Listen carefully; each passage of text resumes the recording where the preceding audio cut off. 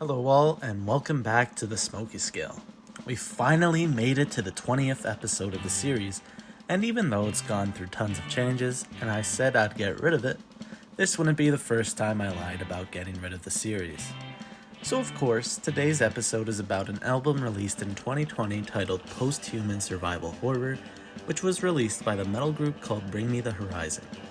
This album intrigued me as I had listened to the single titled Kingslayer featuring Baby Metal, a Japanese girl band metal group, and I really enjoyed that song even if it was a little over the top.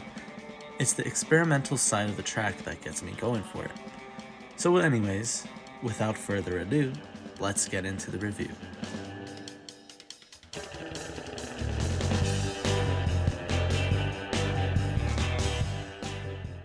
Starting off with track 1, titled Dear Diary.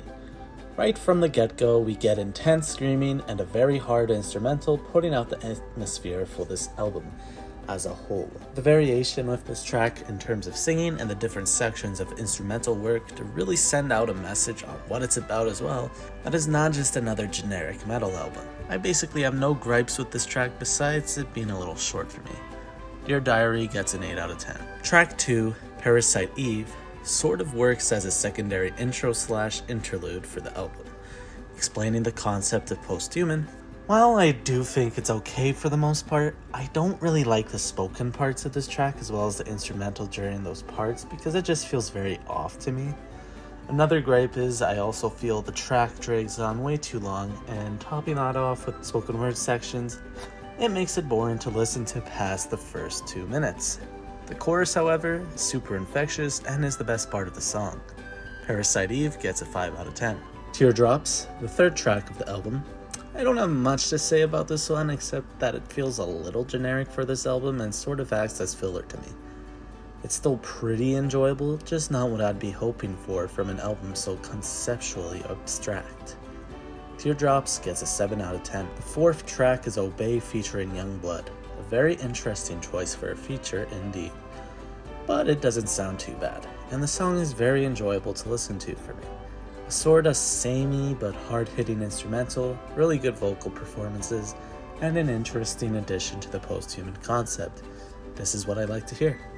Obey gets an 8 out of 10. The fifth track is an interlude into the sixth track, Kingslayer featuring Baby Metal, which is by far my favorite track off this album. With this interlude, you can immediately tell a switch in sound, which genuinely makes it feel like a video game final boss in comparison to the rest of the album. An enjoyable transition into the best song off here. No rating for the interlude. Kingslayer has a really raw and crazy instrumental, with really good vocals from the band alongside really good vocals from Baby Metal. I literally have nothing to complain about this track, it's just insanely good. It gets a 10 out of 10. One by One is a somewhat generic track, but is also very enjoyable. My main gripe with it is that it just sounds a little too poppy for me.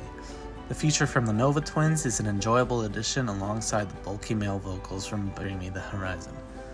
It gets a 7 out of 10. Ludens is pretty much the same feeling for me as I had with One by One.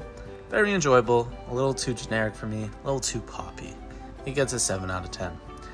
And finally, for the final track, it's not at all what I would expect from this album. Well, in fact, it's not metal or rock at all, it's just straight up orchestral.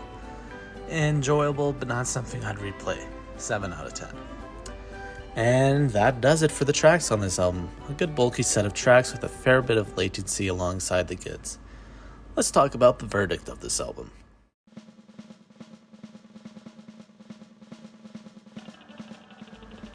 Overall, Bring Me the Horizon brings along an interesting sound with this, meshing with the generic and some uniqueness mashed in between, offering a foray of sounds, sometimes missing and sometimes being absolute bangers. It's safe to say this album is good, and is deserving of a 7 out of 10 on the Smokey scale. Anyways, that's about it. See ya!